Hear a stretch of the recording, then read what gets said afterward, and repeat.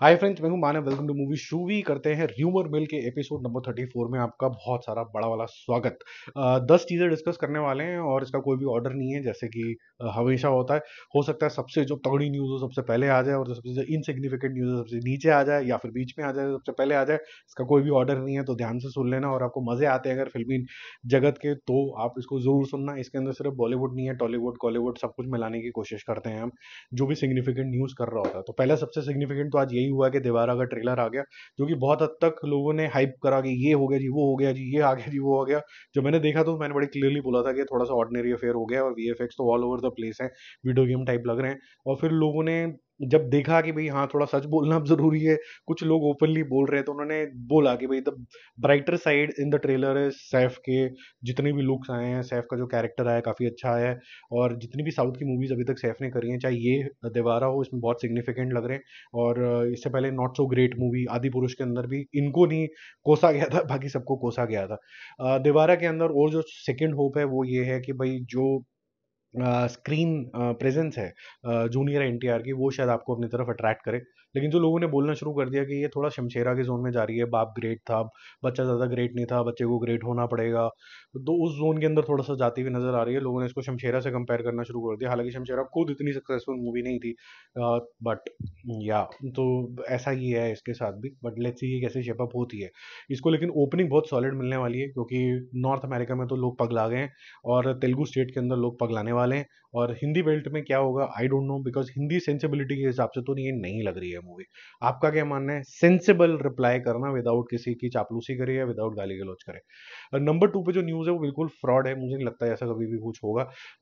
Rumour मिल का जो second topic है वो है ऋतिक रोशन को मिर्जापुर मूवी ऑफर हो गई है। अब ये मूवी का रूप लेने वाली है। पहले तो जो 3 जो सीजन था वो इतना ज़्यादा डीरेल हो गया, उसके बाद हिम्मत है अगर इसको मूवी में कन्वर्ट कर रहे हैं। और कालीन भैया का रोल जो है वो वैसे भी ओटीटी के हिसाब से ठीक ठाक था, फिल्म में एज अ हीरो के हिसाब से ऋतिक रोशन को ऑफर करना मुझे नहीं लगता है ऐसा होगा।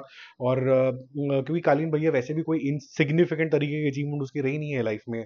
वो या तो ज्ञान देता रहा है, या फिर बच्चा उसका मर गया, या फिर बीवी ने धोखा दे दिया, मतलब बाबूजी ने उसको घुमा दिया। ये सब हुआ है उसके साथ, तो he is not the smartest जैसा दिखाया जा रहा है उसको। तो मुझे नहीं लगता कि ऋतिक रोशन की चॉइस होगी मुझे कालीन भैया बना दो, और ऊपर से मैं 2-4 गाली भी दे दूंगा, तो ऐसा होगा नहीं। ऋतिक रोशन को मैंने गाली देते हुए सुना नहीं है। तीसरे नंबर पे हम चलते हैं यो यो हनी सिंह के पास। उनका बोनीता गाना है।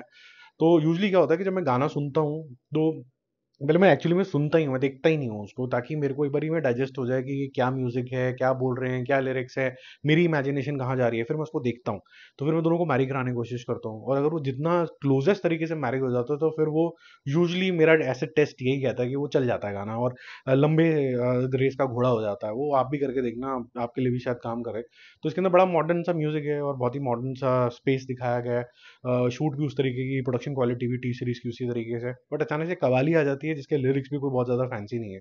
अभी इंटरव्यू आया था कुछ टाइम पहले ही, इन्होंने बोला यो यो हनी सिंह ने, मैं क्या गाने बना रहा था आज, ब्लू है पानी पानी पानी, ये सब चीज़ें, लुंगी डांस, इसका कोई मतलब नहीं है।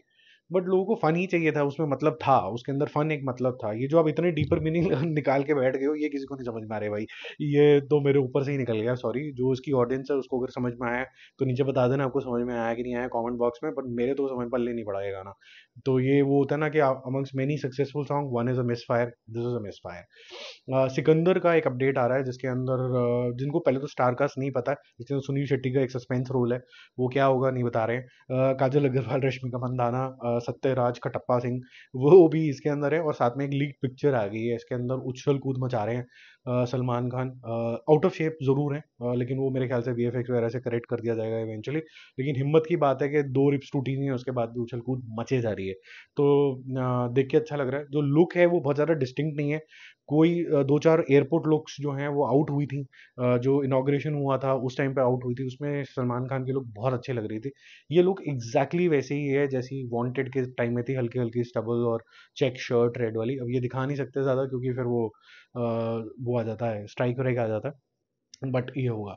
सलमान खान और अटली का जो शूटिंग है वो जनवरी 2025 में शुरू हो जाएगा, बिल्कुल भी नहीं होगा, लिख के ले लो।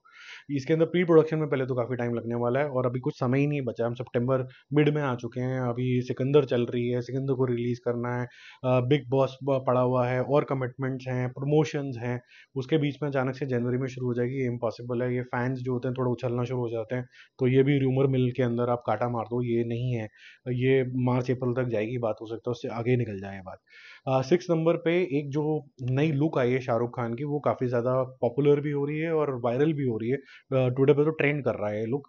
अब पूरे अच्छे तरीके से तो आप लुक नहीं देख सकते, लेकिन बाल बाल कट गए हैं और उन्होंने कैप पहनी हुई है, आगे बिल्कुल क्रू कट है, या फिर ये चलते चलते के जोन में जो ओरिजिनल हेयर स्टाइल था शाहरुख खान का वैसे जोन के अंदर जाएगी, या फिर माय नेम इज खान के जोन के अंदर जाएगी, स्पाइकी वाइकी टाइप कुछ होगा, वो तो ज़्यादा समझ में नहीं आ रहा है। लेकिन ये है कि शॉर्ट हेयर है, और नेक्स्ट मूवी जो वो करने वाले हैं जो जनवरी में शूटिंग होगी वो होगी किंग। तो किंग के अंदर जो इनका रोल होगा वो ऐसा नहीं है कि बड़े बड़े फ्लोइंग बाल होंगे, जो मेरे ख्याल से बहुत अच्छी बात है। ये जो बड़े बड़े बाल और ये सब कहानी है, ये पठान का एक डिस्टिंक्ट लुक बन चुका है, तो मेरे ख्याल से ये वाला जो लुक है, ये अच्छा किया कि थोड़ा सा डिफरेंट फ्लेवर देने की कोशिश करी गई है, नहीं तो पठान कौन है और यहाँ पर किंग कौन है इसमें कंफ्यूजन हो जाता। ये लुक मेरे ख्याल से बेटर सूटेड है। 7 नंबर पे अच्छी न्यूज़ है, बहुत वो अच्छी न्यूज़ है, जो आ रही है बेबी जॉन का जो टीजर है, एक उससे और उससे रिलेटेड एक चीज़ हुई है, वो क्या है कि जो इसका टीजर ट्रेलर है वो आपको सिंघम 3 और पुष्पा 2 के साथ, दोनों के साथ देखने को मिल जाएगा दिवाली के मौके के ऊपर। और जब पूरी ये team including director, producer Varun Dhawan bear foot जाके आशीर्वाद लेने गए मंदिर के अंदर, तो ये बड़ा अप्रिशिएट हुआ कि ये लोग रूटेड हैं, और ये सब चीज़ें हैं, ये पहले भी होता था। मुहूर्त शॉट का मतलब ही ये होता है कि भगवान की पूजा करके ये सब चीज़ें शुरू हो रही हैं, बचपन से जब से मूवियाँ बन रही हैं, पहली मूवी में भी मुहूर्त शॉट होते थे, बस डीमीन करने के लिए बॉलीवुड को या हिंदी सिनेमा को या किसी पर्टिकुलर बंदे को ऐसे करने के लिए बस कुछ भी बोल दिया करते थे। अब ये अप्रिशिएट हो रहा है, थोड़ा ज़्यादा फोकस आ रहा है, थोड़ा सेलिब्रिटीज़ भी कॉन्शियस हो गए हैं कि हमारे पास स्पॉटलाइट ज़्यादा है तो हम भी प्रॉपर रहें। तो ये चीज़ देख के मुझे अच्छा लगा कि नेगेटिविटी थोड़ी सी दूर जा रही है और पॉजिटिविटी जिंदा है। 8 नंबर के ऊपर रोलेक्स का फिर से आपको रोल देखने को मिलेगा, कैथी जो मूवी के अंदर कार्ती के साथ जो उनकी मूवी आएगी, कैथी 2, लोकेश की जो मूवी है ये अर्ली 2025 के अंदर शूट शुरू हो जाएगा। रोलेक्स की जो प्रॉपर मूवी है वो आते आते 27-28 हो जाएगा, अभी सब लोग बिजी हैं, बहुत कुछ बनना है उसके इन बिटवीन, तो अभी रोलेक्स की प्रॉपर पिक्चर तो नहीं आती, लेकिन कैथी 2 के अंदर आपको जरूर देखने का मिलेगा। लेकिन यहाँ पर भी आपको छोटा मोटा कैमियो ही देखने को मिलेगा, कुछ बड़ा देखने को नहीं मिलेगा। 9 नंबर पे एक लुक आउट हुई है रणबीर कपूर की, जो संजय लीला भंसाली के ऑफिस के बाहर है, उसमें उनकी बहुत ही लीन लुक है, एकदम पतला सुखड़ा सा, लेकिन बहुत ही स्टाउट। एक दो जगह पे जब गाड़ी में बैठने लगे तो आपको दिखा कि भाई मसल तो नहीं रही है, लेकिन आर्म की शेप बहुत अच्छी है, तो बहुत अच्छे कट्स नजर आ रहे हैं। जो लोग जिम जाते हैं उनको समझ में आ होगा एक बल्क अप बॉडी का और कट्स का मतलब क्या होता है।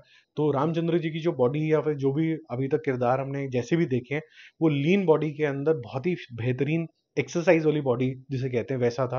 हनुमान जी की जो बॉडी थी वो बल्डअप बॉडी होती है, तो उसके जस्ट विपरीत थी, ऐसा अभी तक हमने देखा है। तो वैसे ही मेंटेन करने के लिए मेरे ख्याल से ये लुक अटेन किया गया, जो कि मैं बोलूँ अच्छी अचीवमेंट है।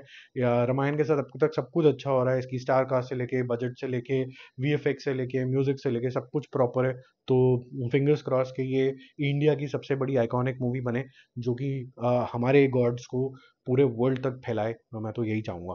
10 नंबर पे जो अपडेट है वो ये है कि भाई सिद्धांत चतुर्वेदी का युद्रा ट्रेलर 2 भी आ जाएगा कल, यानी अब कल आएगा और वो और ज़्यादा इंटेंस होगा। तो दोनों में कॉमन पॉइंट यही है कि पहले किल आई थी और फिर रुद्रा आ रही है इसके अंदर, जिससे लड़ना है वो राघव जुव्याल है, तो वो दोनों में कॉमन है। लेकिन दोनों में एक चीज़ ये भी कॉमन है कि कौन सी ज़्यादा ब्लडियर है, यानी दोनों में से ज़्यादा ब्रूटल कौन सी है, इसका फैसला कल होगा कि किसका ट्रेलर ज़्यादा खतरनाक है। किल का ट्रेलर बहुत ज़्यादा खतरनाक था, लेकिन युद्रा का भी कुछ कम नहीं था। अब ट्रेलर 2 के अंदर अगर वो एक्शन ट्रेलर है तो पता नहीं क्या क्या दिखाएंगे, लेट्स सी कैसे शेप अप होता है। बाकी हम जल्दी मिल ही रहे हैं और रिव्यूज और अपडेट के साथ। Stay connected, bye bye.